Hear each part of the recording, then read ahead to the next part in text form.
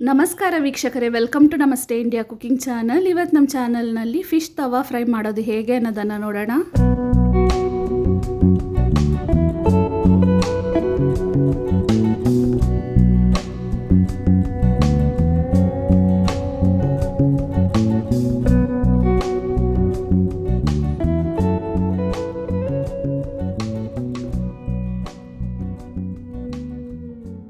ಒಂದು KG tiger jalebi ಮೀನನ್ನು ತಗೊಂಡಿದ್ದೀನಿ. ಅಂದರೆ ಜಿಲೇಬಿ ಮೀನಲ್ಲೇ ದೊಡ್ಡ ಸೈಜ್ನದ್ದು. ಒಂದು ಮೀನು 3/4 ಕೆಜಿ ಅಥವಾ ಅರ್ಧ ಕೆಜಿ ಇರುತ್ತೆ. ಒಳ್ಳೆಯ ಪೀಸ್ಗಳನ್ನು ಫ್ರೈ ಮಾಡೋದಕ್ಕೆ ತಗೊಳ್ತಾ ಇದ್ದೀನಿ. ಉಳಿದಿರುವ ಪೀಸ್ಗಳನ್ನು ಸಾರು ಮಾಡ್ತಾ ಇದ್ದೀನಿ. ಮೀನು ಸಾರು ಮಾಡುವ ವಿಡಿಯೋವನ್ನು ಆಲ್ರೆಡಿ ಅಪ್ಲೋಡ್ ಮಾಡಿದ್ದೀನಿ. ಅದರ ಲಿಂಕನ್ನು ಡಿಸ್ಕ್ರಿಪ್ಷನಲ್ಲಿ ಕೊಟ್ಟಿರ್ತೀನಿ, ಬೇಕಾದರೆ ಕ್ಲಿಕ್ ಮಾಡಿ ನೋಡ್ಬೋದು, ಅಥವಾ ಎಂಡ್ ಸ್ಕ್ರೀನಲ್ಲೂ ಹಾಕಿರ್ತೀನಿ. ಇದನ್ನು ಸಾರು ಮಾಡೋದಕ್ಕೆ ಬಳಸ್ಕೊಳ್ತೀನಿ. 1 ಕೆಜಿ ಮೀನನ್ನು ಫ್ರೈ ಮಾಡೋದಕ್ಕೆ ತಗೊಳ್ತಾ ಇದ್ದೀನಿ. ಫಿಶ್ ತವಾ ಫ್ರೈಗೆ ಬೇಕಾಗಿರುವ ಸಾಮಗ್ರಿಗಳು: ಅರ್ಧ ಈರುಳ್ಳಿ, 7 ರಿಂದ 8 ಹಸಿರು ಮೆಣಸಿನಕಾಯಿ, 1 ಬೆಟ್ಟದ ನೆಲ್ಲಿಕಾಯಿ ಗಾತ್ರದಷ್ಟು ಹುಣಸೆ ಹಣ್ಣು, 2 ಟೀ ಸ್ಪೂನ್ ಕಾಳು ಮೆಣಸು, 2 ಟೀ ಸ್ಪೂನ್ ಜೀರಿಗೆ, 2 ಇಂಚಷ್ಟು ಶುಂಠಿ, 1 ನಾಟಿ ಟೊಮೆಟೊ, ಸಿಪ್ಪೆ ಸಮೇತ 1/2 ಬೆಳ್ಳುಳ್ಳಿಯನ್ನು ತಗೊಂಡಿದ್ದೀನಿ. ಇದನ್ನೆಲ್ಲ ಒಟ್ಟಿಗೆ ಒಂದು ಮಿಕ್ಸಿ ಜಾರ್ನಲ್ಲಿ ಹಾಕ್ತಾ ಇದ್ದೀನಿ.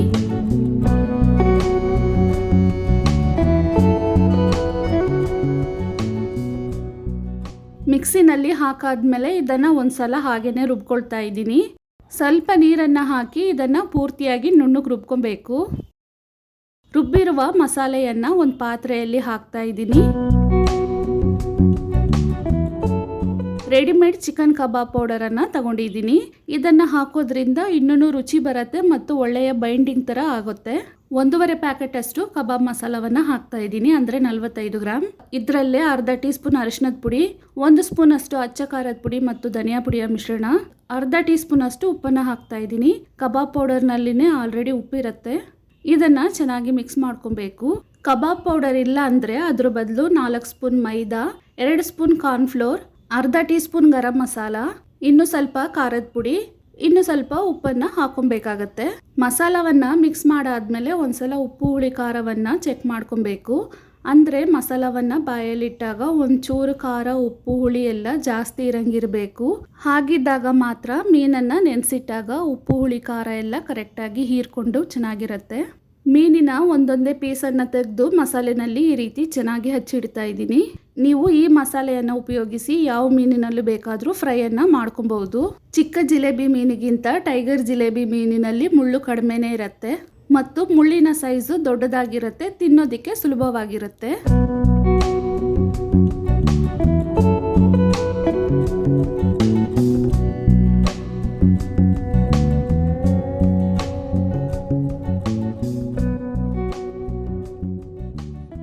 ಇವಾಗ ನೋಡಿ, ಪೂರ್ತಿ ಮೀನಿನಲ್ಲಿ ಮಸಾಲೆಯನ್ನು ಹಚ್ಚಿ ಆಗಿದೆ. ಇದನ್ನು ಮಿನಿಮಮ್ 1 ಅವರ್ ಆದರೂ ನೆನೆಗೆ ಬಿಡಬೇಕು. ಮೀನು ಮಸಾಲೆಯಲ್ಲಿ ಚೆನ್ನಾಗಿ ನೆಂದಿದೆ. ಇದನ್ನು ತವಾ ಫ್ರೈ ಮಾಡ್ಕೊಳ್ಳೋಣ. ಮೊದಲಿಗೆ ತವಾವನ್ನು ಮೀಡಿಯಂ ಹದಕ್ಕೆ ಕಾಯಿಸ್ಕೊಂಡಿದ್ದೀನಿ. ಇದರಲ್ಲಿ 2 ಚಿಕ್ಕ ಸೌಟಷ್ಟು ಎಣ್ಣೆಯನ್ನು ಹಾಕ್ತಾ ಇದ್ದೀನಿ. ಎಣ್ಣೆ ಬಿಸಿ ಆದಮೇಲೆ ನೆನೆಸಿಟ್ಟಿರುವ ಮೀನನ್ನು ಮಸಾಲ ಸಮೇತ ಹಾಕ್ಕೊಳ್ತಾ ಇದ್ದೀನಿ.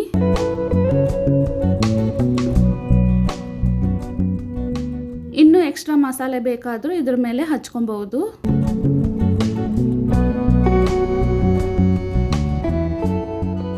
ಮೀನು ಇವಾಗ ಒಂದು ಕಡೆ ಬಣ್ಣ ಬದಲಾದ್ಮೇಲೆ ಅದನ್ನು ತಿರುಗಿಸಿ ಹಾಕಬೇಕು. 2 ಕಡೆನೂ ಕಂದು ಬಣ್ಣಕ್ಕೆ ಬಂದು ಮೀನು ಪೂರ್ತಿಯಾಗಿ ಬೇಯೋವರೆಗೂ ತಿರುಗಿಸಿ ಹಾಕ್ತಾ ಬೇಯಿಸ್ತಿರ್ಬೇಕು.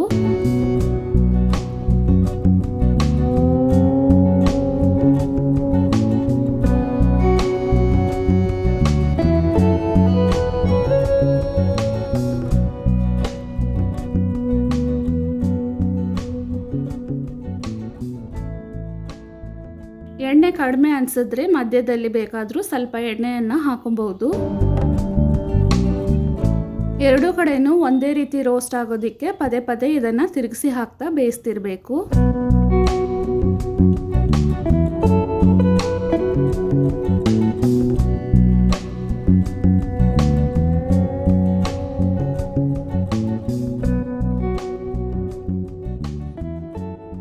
ಇವಾಗ ನೋಡಿ, ಮೀನು 2 ಕಡೆನೂ ಒಂದೇ ಬಣ್ಣಕ್ಕೆ ಬಂದು ಚೆನ್ನಾಗಿ ಬೆಂದಿದೆ. ಎಣ್ಣೆ ಎಲ್ಲನೂ ಪೂರ್ತಿಯಾಗಿ ಹೀರ್ಕೊಂಡಿದೆ. ಇದನ್ನು ತವಾದಿಂದ ತೆಗೆದು ಬಿಡಬೇಕು. ತುಂಬಾನೇ ರುಚಿಯಾದ ಜಿಲೇಬಿ ಮೀನಿನ ತವಾ ಫ್ರೈ ತಯಾರಾಗಿದೆ. ವೀಕ್ಷಕರೇ, ಈ ವಿಡಿಯೋ ನಿಮಗೆ ಇಷ್ಟ ಆಗಿದ್ದರೆ ನಮ್ಮ ಚಾನಲನ್ನು ಲೈಕ್ ಮತ್ತು ಸಬ್ಸ್ಕ್ರೈಬ್ ಮಾಡಿ. ಧನ್ಯವಾದಗಳು.